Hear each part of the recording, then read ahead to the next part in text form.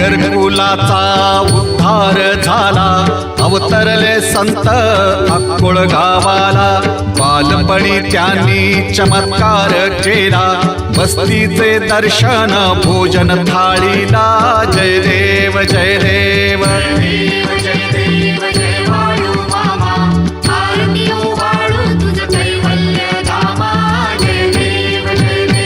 मेढ्या राखीती उन्हातानात, मुक्या प्राण्यावर अपार प्रीत. नीतीने मागावे कमी नाही होत, उन्मत्ताला मामा शासन करीत.